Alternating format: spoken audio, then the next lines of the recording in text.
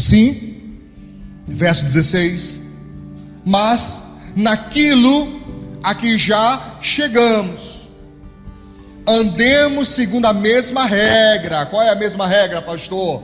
Sentir, pensar de acordo com a vontade de Deus, com a nossa maturidade. Naquilo que já chegamos, andemos também segundo a mesma regra e sintamos o mesmo. Paulo está chamando a atenção para isso, irmãos. Não dá para me ser cristão e sentir e pensar como se fosse uma pessoa sem aliança com Deus. Não é possível isso. A Bíblia confirma dizendo: nós temos a mente de Cristo. Você tem tido a mente de Cristo? Quando você está na igreja, você está focado em Deus, voltado para Deus. Eu vejo tanta gente, irmãos, com tanta irreverência, nem parece que está na casa do Senhor, sabe? Não presta atenção na palavra, não presta atenção no louvor, não cultua a Deus, só participa. Eu vejo gente brincando. Não é o sorriso, não é isso, mas a brincadeira por brincadeira, na hora do culto, na hora da oração. Eu fico imaginando se isso acontecesse na época do templo, na época onde a lei vigorava. Se alguém entrasse no Santo dos Santos brincando, se alguém entrasse no Santo dos Santos sem reverência, sem temor, sem respeito, sem obediência, com espírito de rebeldia, com espírito de facção, com espírito de teimosia. Você imagina se entrasse hoje? Eu não estou falando apenas da AME, eu estou falando da cristandade como um todo. Você imagina se entrasse, seria fulminado lá mesmo, irmãos.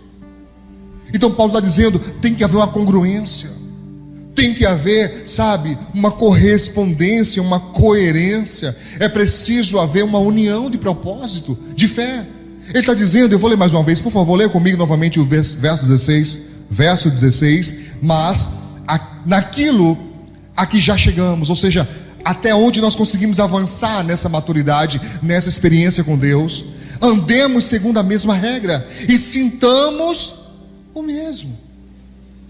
Tem que ser equivalente, irmãos. Uma vez Paulo, revoltado, ele disse para a igreja: até quando vou ter que dar leite para vocês?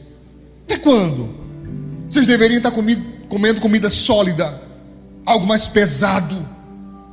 Você deveria estar sendo instruído com coisas mais profundas, e eu não consigo, porque vocês ainda estão no leite, não avançam. E por que não avançam, pastor? Porque ele não vai pegar pessoas neófitas, novas na fé, e empurrar uma ferroada. Você imagina um bebê de 2 meses, aí você vai, tira a mamadeira e taca a feijoada no menino. É a mesma comparação que Paulo está fazendo. Outra vez ele disse: vocês já deveriam ser mestres e ainda estão nos rudimentos. Eu não consigo avançar porque vocês não aprendem. Então ele está chamando a atenção mais uma vez a isso, dizendo: nós já amadurecemos, então é hora de haver uma correspondência, haver uma congruência nesse sentido. Tem que corresponder o que está dentro com o que está fora. Se eu tenho experiências com Deus, então a minha vida tem que refletir isso. Você está me entendendo, sim ou não?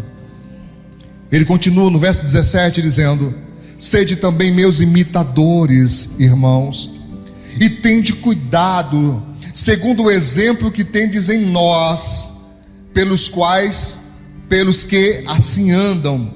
Quer dizer o que, pastor? Paulo conclama aquelas pessoas a serem seus discípulos, mas olhando também outros discípulos de Paulo. Eu estava falando isso com os obreiros ontem, dizendo: obreiros, nós precisamos dar exemplo, porque as pessoas que chegam na igreja, principalmente os visitantes e os novos congregados e os novos convertidos, eles vão olhar para vocês, não é só para mim não, eles vão olhar para vocês, e da maneira que vocês agem no culto, a maneira que vocês se portam no culto, é o que eles vão aprendendo, sabe, como cultura cotidiana. Não é só em relação à minha pessoa, não é só comigo, é com vocês também. Eu dizer para os obreiros, nós precisamos ser exemplo. E Paulo está confirmando isso. Ele está dizendo: ó, aqui, ó, sejam meus imitadores, tendo cuidado segundo o exemplo que tendes em nós, pelos que assim andam. Em nós, ele não está falando só em mim, em nós. Ele está falando dos outros discípulos, dos outros apóstolos. Amém? E discípulos aqui não é só de Cristo, não. Discípulo de Paulo também. Entende o que eu estou dizendo?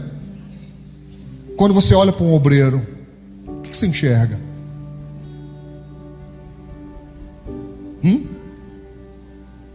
Você vê um exemplo a ser seguido? Ou um exemplo a não ser seguido? Isso é muito importante. Muito importante. Uma vez alguém perguntou assim para mim: pastor, quem são seus discípulos? Eu disse simples: quando eu me sentar, observe quem senta ao meu redor. Guarde isso. Porque não é porque eu sou pastor que todos serão meus discípulos. Até em tese deveria ser, mas não é. Você é discípulo de quem você segue. E olha como isso tem um fator importantíssimo nas redes sociais. Não que toda pessoa que você clica em seguir, só porque está clicando em acompanhar, você é discípulo daquela pessoa. Se deu essa impressão, não é o que eu quero dizer. Mas por óbvio, as palavras de quem você repete demonstram a fonte de qual você está buscando. E querendo ou não, é de quem você é discípulo. Entende o que eu estou dizendo? As palavras que você repete demonstram de quem você é discípulo. Você pode repetir isso? As palavras que você repete demonstram de quem você é discípulo. Hoje não, mas depois pergunte aos meus obreiros, aos meus filhos e à minha esposa. Pergunte assim: vocês já ouviram o pastor alguma vez na vida falando um palavrão? Alguma vez? Porque tem gente que é assim, né? Se converte, é uma bênção, mas na hora que toma topada, aí se esquece que é crente. Não tem? Tem? Tem, não tem? Tem. Na hora que tem uma raiva muito grande. Pergunta se já viram. Pergunta para eles se eles já ouviram da minha boca sair um palavrão. Pergunte. Então, se alguém ouvir um filho meu, um obreiro, xingando palavrão, vai pensar que ouviram aquilo de mim. Mais os filhos do que os obreiros, evidentemente. Não. Nunca. Se um dia meus filhos casarem e maltratarem a esposa, decisão, não exemplo. Eles nunca ouviram a mãe levando um grito, um empurrão, nunca. Nunca, jamais. Nunca. Aliás, penso numa pessoa que não nasceu para discutir, sou eu. Raramente discuto com alguém, raramente. Debato ideias, até debato, mas discussão, briga, contenda, você não vai ver muito não.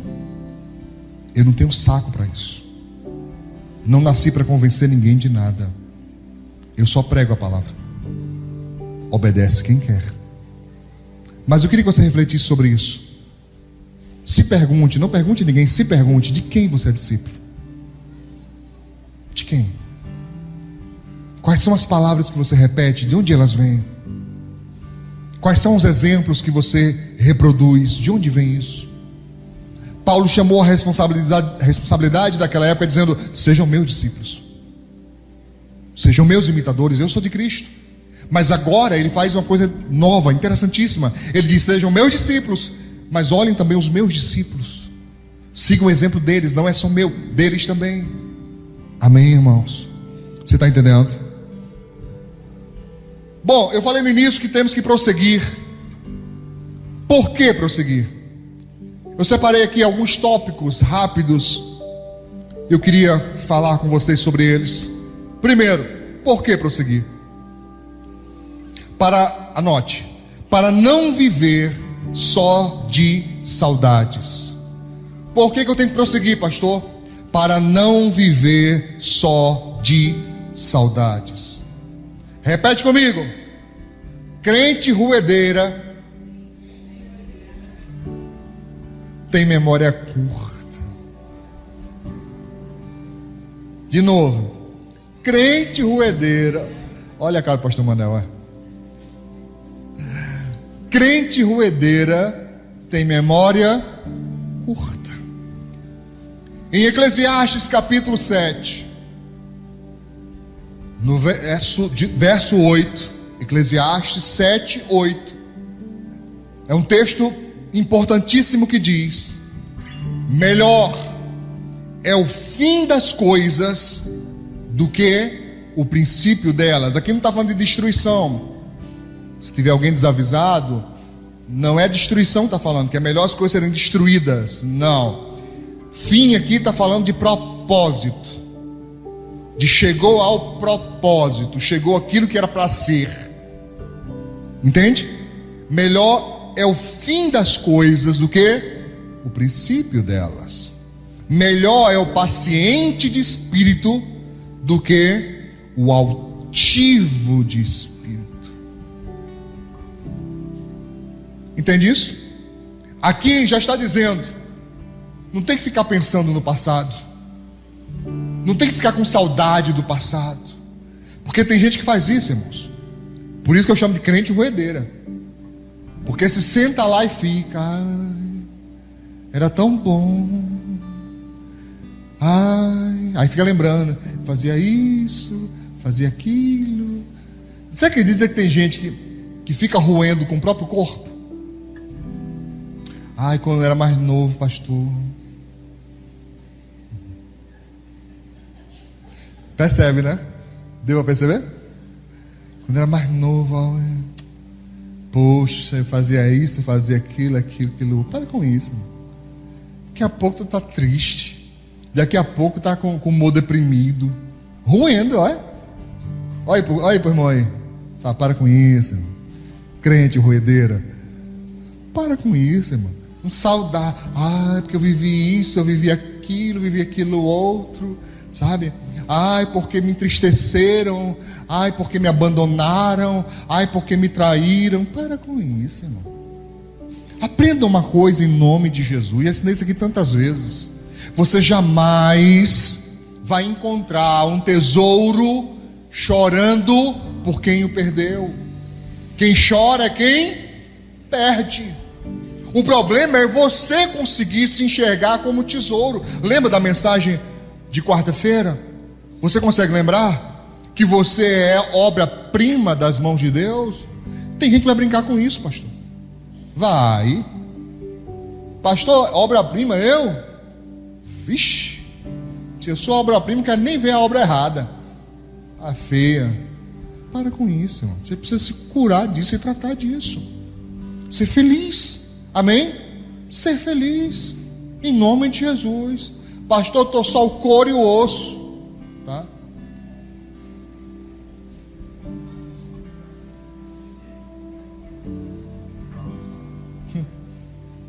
O outro diz assim: não, pastor, pelo amor de Deus, estou em forma de barril. Eu tenho o maior medo de cair. Por quê, irmão? Porque se for na ladeira, ninguém pega mais. Para com isso, irmão. Para com isso. Se cuide, sim. Diga para o irmão, se cuide. Diga, tome jeito. Vá caminhar. Diga aí, vá caminhar. Vá fazer exames. Fazer exercício. Fechar a boca ajuda, viu? Se não te contaram, deixa eu te contar. Fechar a boca também ajuda. Mas sofrer por isso? Ai, porque eu é... Irmão, você acredita que tem gente que guarda roupa antiga? Você acredita que isso?